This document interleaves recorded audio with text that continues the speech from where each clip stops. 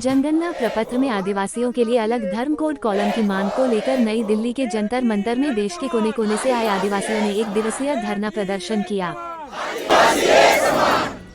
ये जोहर का नारा है, भारत देश हमारा है। अलग अलग कम्युनिटी वाली जो बात आ रही है, अलग अलग संगठनों वाली जो बात आ रही है, तो मैं एक बात क्लियर कर दूं कि संविधान में जो हमको आइडेंटिटी मिली है और हमें जो अलग वर्ग दिया गया है, वो एक सबसे बड़ा हमारा अनुच्छेद है 13(3) का, और उसमें रूढ़ी जन परंपरा को मुख्य माना गया है कि ये देश के सभी वर्ग है, सभी समाज से एक भिन्न समाज है आदिवासी समाज, चाहे वो गोंड हो, चाहे वो संथाल हो, चाहे वो हो यानी नॉर्थ ईस्ट का जो भी ट्राइबल है, वो सब अलग एक व्यवस्था है उसकी, इसलिए उसे अनुसूचित जनजाति कहा गया है। और ये सबसे बड़ी आइडेंटिटी संविधान में है, हमें साबित करने की जरूरत नहीं है। ये तो इनकी मानसिकता देने की नहीं है कि हम लोग एक अलग दर्जा दिया जाए। भाई अंग्रेजी शासन में हम लोग स्वतंत्र नहीं थे, तब भी उन्होंने हम लोग को पहचाना, और पहचानने के बाद में एनिमिस्ट और एबोरिजिनल और ऐसे कई प्रकार के जो लगातार 1941 तक हमारा सेंसस हुआ, उसमें हमें एक अलग जगह दी गई, और जहां हम स्वतंत्र हुए, जब इस देश के मालिक बने, तो हमें पराया कर दिया गया। और पराया करने के बाद में हमारा जो सेंसस है वो कई अलग अलग तरीके से कर रहे हैं, ताकि इनकी आइडेंटिटी धीरे धीरे खत्म कर दिया जाए। और इस देश में जो सरकार दो बैठी है, वो सवर्ण मानसिकता की सरकार बैठी है, जो देश के आदिवासी मूल मालिकों को जानती है कि इनका अधिकार है, और इनके हमारी जो 258 जो रियासत थी, जो 566 या 67 टोटल रियासत थी, वो इसमें शामिल हुई है। और जब यहाँ से अंग्रेज जब छोड़ के गए, उस समय उन्हें मालूम था कि यहाँ की जो भी सरकार यहाँ बैठेगी, इनकी मानसिकता आदिवासियों को पूरा न्याय संगत इनके संवैधानिक अधिकार नहीं देगी। और उसी का कारण है कि 65 साल कांग्रेस ने यहाँ पे राज करी, लेकिन आज तक ना ही हमें 5वीं अनुसूची क्षेत्र में सभी जितने कानून के तहत उसको इंस्टॉल करना था, आज तक उसको स्टेब्लिश नहीं करी। 6वीं अनुसूची में कुछ अच्छा काम हुआ है वहाँ पे, ये मानता हूँ, लेकिन देश के जो 5वीं अनुसूची क्षेत्र है, वहाँ पे देखिए 5वीं अनुसूची के कानूनों को तोड़ने के लिए पेशा कानून लाया गया कांग्रेस की तरफ से, जबकि उसकी कोई जरूरत नहीं थी। पेशा कानून वहाँ लागू होना था जो नॉन ट्राइबल क्षेत्र है, जो अनुसूचित क्षेत्र नहीं है, वहाँ के ट्राइबल के लिए वो पेशा कानून होना चाहिए था। लेकिन जो यहाँ पे ट्राइबल क्षेत्रों को भी उसी में लपेट ले गया, और 5वीं अनुसूची को निष्क्रिय करने का सबसे बड़ा ये पाप जो है, ये दोनों सरकारें नहीं करी। आज बीजेपी गवर्नमेंट हमारे जनजाति गौरव के नाम से मान रही है, आदि उत्सव के नाम से जितना भी हमारा टीएससी का ट्राइबल सब प्लान का जो पैसा आता है, उसका बंदरबाट अपने कारपोरेटों के साथ में कर रही है। इस बात को आपको समझना है। और जब तक हमको ये ट्राइबल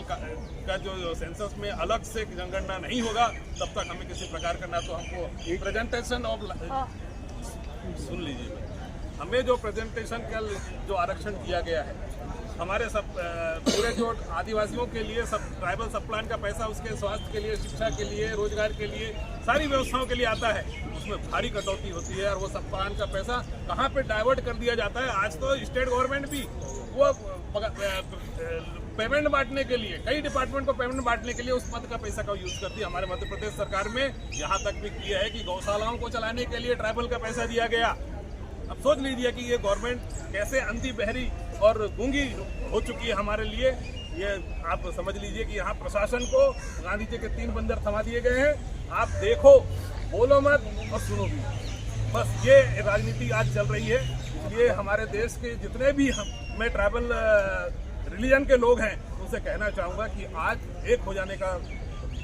मौका है, और एक होकर जब तक हम ये सारे संगठनों को खत्म कर देना चाहिए, क्योंकि तो ट्राइबल कस्टमरी लॉ से शासित होता है, और उसमें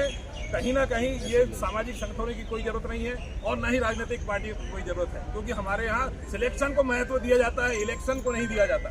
सबसे बड़ी बात तो ये है। और इस देश में जो राजनीति हमारी निष्क्रिय रही है, उसका कारण सबसे बड़ा है कि हम सिलेक्शन पद्धति में नहीं है, हम इलेक्शन में हैं, इसलिए हमें तोड़ दिया जा रहा है। और हमारे जो 47 सांसद है, वो गूंगे, बहरे और ये है। आज राजकुमार रौत जैसा एक जो आदिवासी विचारधारा की पार्टी से आया है, उसने आज पहली बार संसद में अपनी दहाड़ लगाई है कि हम आदिवासियों को एक अलग सेंसस में जगह दी जाए, हमें आदिवासी धर्म के नाम पे दिया जाए। तो हम पूरे देश के आदिवासियों से यही कहना चाहेंगे कि अपनी आइडेंटिटी के नाम पे 7वां कॉलम हमें दिया जाए और हमारे सारे धर्मों को उसमें सम्मान मिले, इसलिए ऑब्लिक में अपना अपना धर्म उसमें अंकित करें। ऐसा हमारा एक विकल्प हमारे सरकार के पास जाना चाहिए। लेकिन विकल्प तब जाएगा जब हर कोई रिलीजन का जो ट्राइबल है वो अपने अपने तरफ से सर्टिफाइड करे, ऑथराइज करे कि एक सेंट्रल कमेटी पूरे देश की ट्राइबल की बने और वो सेंट्रल कमेटी उस महा रजिस्ट्रार के पास में पीएम के हाउस में जाकर अपना निवेदन करे। ये ऐसी रणनीति के साथ में आने वाले समय में हम लोग यहाँ पे आएंगे। मेरा नाम है अलमाइका, मैं झारखंड रांची से आई हुई हूँ और मैं यहाँ जंतर मंतर में धरना देने के लिए आई हुई हूँ। मैं यहाँ सिर्फ अकेले नहीं लेकिन भारत के अनेकों राज्य से आए हुए जैसे गुजरात, झारखंड, छत्तीसगढ़, असम, सभी जगह से सभी राज्य से आए हुए हैं और हम लोगों का सभी का मांग है आदिवासी कोड के लिए। और यहाँ पर जो हम लोग आज जमा हुए हैं इसलिए जमा हुए हैं क्योंकि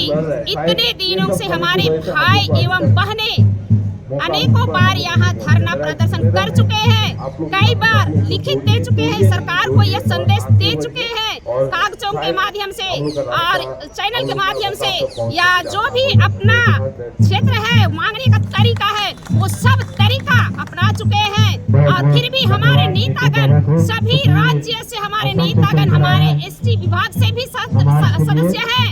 और नेतागण हैं, उनको भी जानकारी है कि हमारा आज आदिवासी कोड नहीं है, लेकिन भी सभी नेताओं के कानों में ये बंद है, कई तरह से बोला जा रहा है, लेकिन हमारे नेतागण क्यों हमारी आवाज को नहीं सुनते हैं। भाई बहन, आप लोग अपने राज्य में जैसे भी चाहे उस राज्य में अपने अपने तरीके से या लिखित दे या फिर कागजी तौर पर दे या फिर आवाज के माध्यम से दे या चैनल के माध्यम से दे, लेकिन एक एक नेता के कानों में गूंजना चाहिए, उनके कानों से निकलना चाहिए। वो कानों में जो भी कंकड़ पत्थर जो भी भरे हैं उस कंकड़ को निकालने का प्रयास कीजिए, आवाजों के द्वारा उनके कानों को फाड़ दीजिए। उन नेताओं ने आज तक जो चुप्पी साधे बैठे हुए हैं उन चुप्पियों को तोड़ दीजिए और हमारे जो जन्म से दिया गया सभी को कोड, उस तरह हमको भी एक कोड, एक पहचान मिलना चाहिए। सरकार बैठा दी है गांव में एक आंगनबाड़ी सेविका सहिया को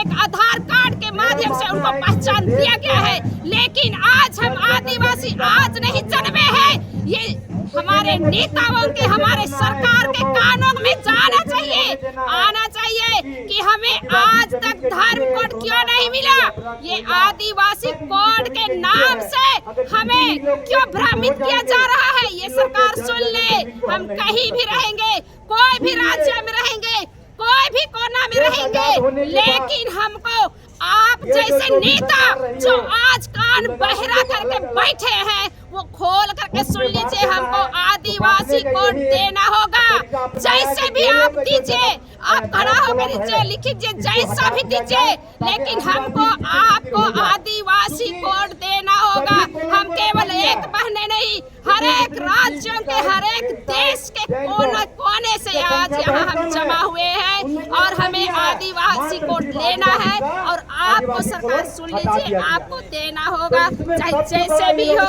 मैं ये कोड लेकर के ही रहेंगे और आपको ये मानना ही होगा। हम किसी भी चैनल के द्वारा आप तक ये संदेश पहुंचा रहे हैं। अब जहाँ भी है सुन लीजिए और देख लीजिए और हमारे कोड को सही तरीका से आप हमें दे दीजिए, नहीं तो जो भी लड़ना होगा, जहाँ भी लड़ना होगा, हम सभी देशवासी एक होकर जैसे बवंडर उठती है उसी तरह बवंडर की तरह इस तरह भ्रमित करके आपको जैसे भी कोड लेना होगा वो कोड हम ले करके रहेंगे, हम ले करके रहेंगे। हमको कोड आपको देना ही होगा, देना होगा। जय झारखंड, जय आदिवासी।